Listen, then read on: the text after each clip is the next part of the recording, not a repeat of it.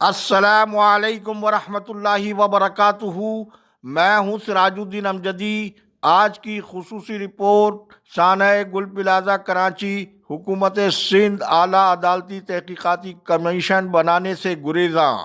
ملک کی معیشت کو چلانے والے تاجروں نے پھر کراچی کو فوج کے حوالے کرنے کا مطالبہ کر دیا۔ عوام اور مختلف سیاسی حلقوں کی جانب سے کراچی کے انتظامی اختیارات وفاق کو دینے کا مطالبہ۔ اس مطالبے کا مطلب صوبائی حکومت کراچی کے شہریوں کا اعتماد کھو چکی۔ سانحہ گل پلازہ میں نامعلوم اور جھلسی ہوئی نعشوں کی حکومتی رپورٹ متنازع، متاثرین اور ورثاء کے سوالوں کا جواب حکومت کے پاس نہیں ہے، نہ انہیں مطمئن کرنے کا کوئی راستہ۔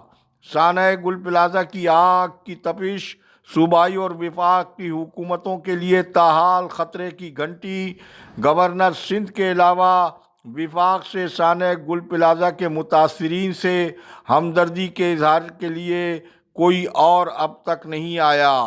کسی بھی قومی حادثے یا سانحے پر قومی بے حسی کا یہ پہلا موقع ہے۔ قوم کے ساتھ اس سے بڑا مذاق اور کیا ہوگا کہ پاکستان توڑنے والوں کی جانب سے سندھ کے انتظامی تبدیلی کو سندھ کی تقسیم سے تعبیر کیا جا رہا ہے۔ جن ناظرین نے اب تک چینل کو سبسکرائب نہیں کیا، وہ صحت اور صحت سے جڑے مسائل اور خبروں سے باخبر رہنے کے لیے پہلے چینل کو سبسکرائب ضرور فرما لیں۔ جن دوستوں نے چینل کو سبسکرائب کر لیا ان کا تہ دل سے شکریہ۔ پروگرام اچھا لگے تو لائک، کمنٹس اور دوستوں کو شیئر بھی ضرور فرمائیں۔ ناظرین کرام، دنیا میں ایسا کہیں نہیں ہوتا کہ کسی تنازع میں فریق خود ہی ثالث یا منصف بھی ہو۔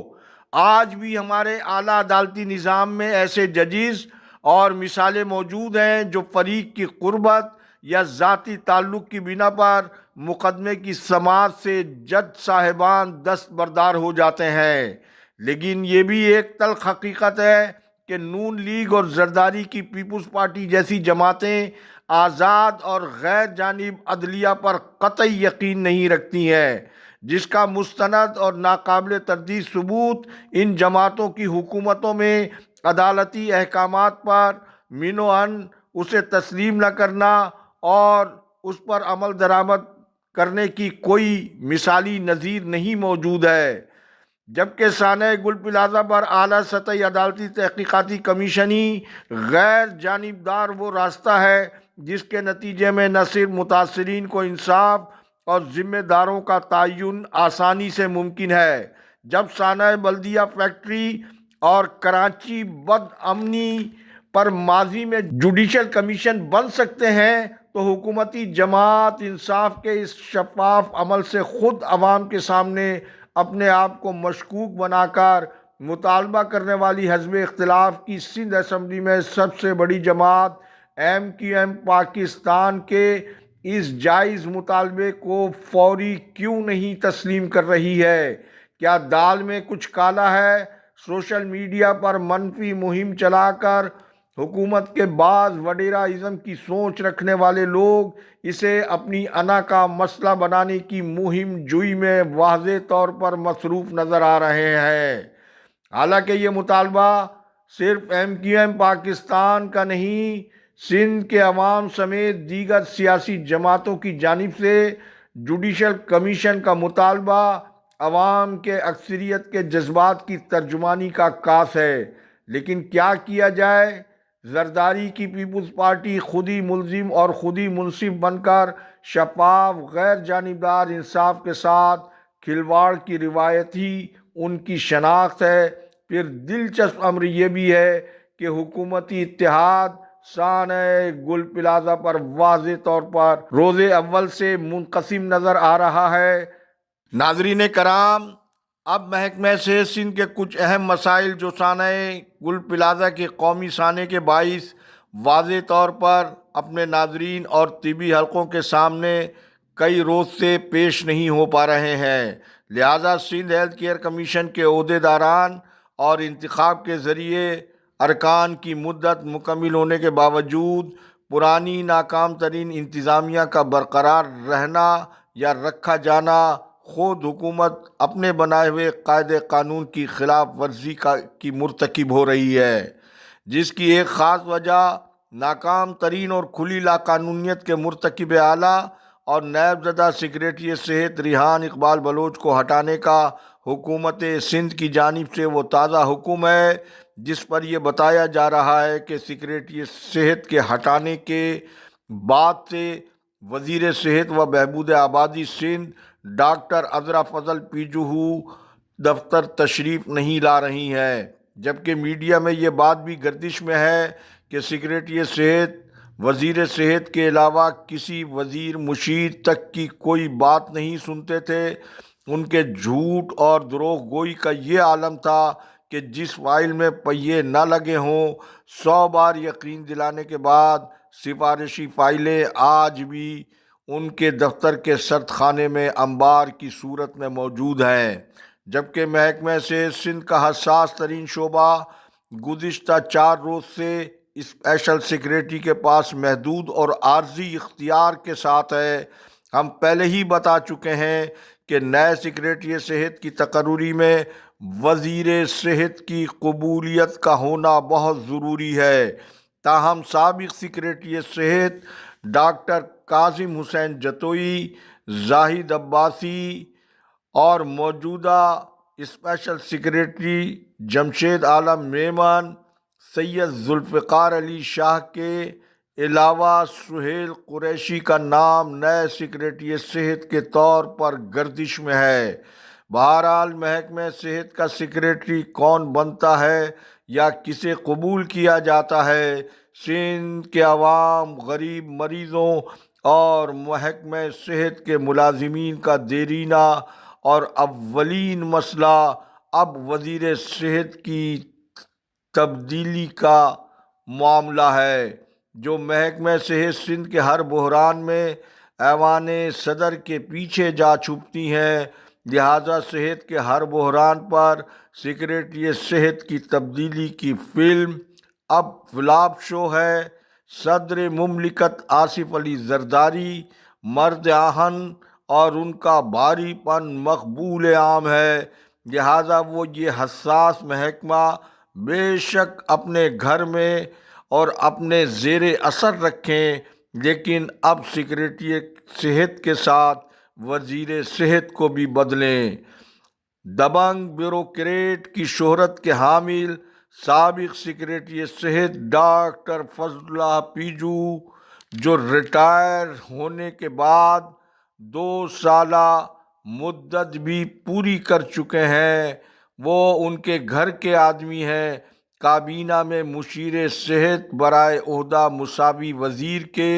انہیں اب نیا وزیر صحت مقرر کروائیں، جو کم از کم بحرانی اور عمومی صورتحال میں عوام اور ماتحت افسران کا سامنا کرنے کا تو گر جانتے ہیں۔ ادھر سابق سیکریٹری صحت ریحان اقبال بلوچ کا اپنے قریبی دوستوں سے یہ کہنا ہے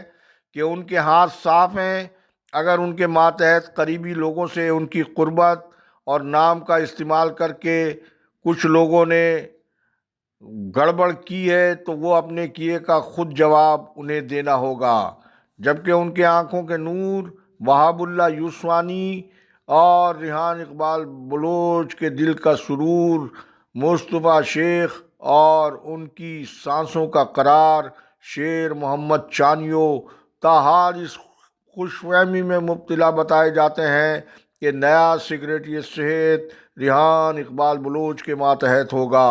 اور ان کی رکی ہوئی فی الحال لوٹ مار کا دور کا پھر عروج ہوگا۔ بہرحال یہ تو سابق سیکریٹری صحت کی حکمت تھی یا ان کا حسن انتخاب کہ جو کام عدلیہ کے حکم پر انہیں ہٹانے کا نہیں ہو سکا، وہ کام کرائم کی دنیا کے ان چھوٹوؤں نے کر دکھایا ہے، جن کے کرائم کا بہت سارا ریکارڈ تحقیقاتی اداروں کے پاس جمع ہوا بتایا جاتا ہے۔ پھر جس طرح سے گزشتہ دنوں سندھ سروسز ہسپتال کراچی میں سندھ انفارمیشن کمیشن کے آئینی ادارے کی معائنہ ٹیم کو وہاب اللہ یوسفانی، جن کی محکمہ صحت میں ملازمتوں کے پابندی کے دور میں فوتگی کوٹے پر پیرامیڈیکل ٹیوٹر بھرتی ہونے کے بعد بی کام کی جعلی اسناد پر بجٹ اکاؤنٹ آفیسر کی ناقابل ترقی اور ناقابل منتقلی اسامی سے آج گریڈ 17 کے جعلی اور غیر قانونی اکاؤنٹ آفیسر وہ بنے ہوئے ہیں۔ جب کمیشن کے سربراہ کی جانب سے ان سے سروسز اسپتال کے اکاؤنٹ آفیسر کے بارے میں معلوم کیا گیا تو انہوں نے خود پیش ہونے کے بجائے کلرک محمد اکرم کو بتاتے ہوئے کمیشن کو یہ یقین دہانی بھی کرا دی کہ 2 روز میں اکاؤنٹ کا ریکارڈ آپ کے دفتر میں پہنچا دیا جائے گا، جو کہ ایل ڈی این کی معلومات کے مطابق 1 ہفتہ گزرنے کے باوجود یہ ریکارڈ اب تک انفارمیشن کمیشن کے دفتر میں نہیں پہنچ سکا ہے۔ پھر کمیشن کے دورے کی یہ ویڈیو ملاحظہ فرمائیں کہ ہسپتال کے ایم ایس ڈاکٹر غلام حسین بروہی نے ہسپتال سے مختلف اہم قانونی سرٹیفکیٹس کے اجرا کا ریکارڈ ریٹائر ملازم محمد وسیم کے ہاتھوں کس طرح سے فاضل کمیشن کو دکھایا اور اس کی آنکھوں میں دھول جھونکی گئی۔ سوال یہ پیدا ہوتا ہے کہ ریٹائر ملازم کو اہم سرکاری ریکارڈ تک کی رسائی کس قانون کے تحت دی گئی ہے، اور ریٹائر سرکاری ملازم کو ریٹائر ہونے کے بعد اس کی خدمات کس مجاز اتھارٹی نے اسے یہ کام بغیر تنخواہ کے سونپا ہے۔ اس لاقانونیت کا جائزہ لے کر سخت سزا دینا بھی کمیشن کی قانونی اور آئینی ذمہ داری ہے، اور ایسے ہی میموگرافی کی غیر فعال مشین کو فعال دکھانے کے لیے کمیشن کی معائنہ ٹیم کو جس طرح سے ماموں بنایا گیا ہے، اس عمل کا اثر نو جائزہ لیا جانا اس لیے ضروری ہے کہ یہ سابق ایم ایس اور موجودہ ایم ایس سول اسپتال ڈاکٹر خالد کے 18.5 کروڑ روپے کی اے ڈی پی کا وہ مبینہ مالی اسکینڈل ہے، وہ میموگرافی کی ادھوری مشین ہے جس کا اعتراف خود مجھ سے موجودہ ایم ایس سندھ سروسز اسپتال ڈاکٹر غلام حسین بروہی نے ذاتی طور پر کیا ہے۔ وقت ختم ہوا۔ اللہ حافظ۔ پاکستان زندہ باد، کرپشن مردہ باد، عوام و افواج پاکستان پائندہ باد۔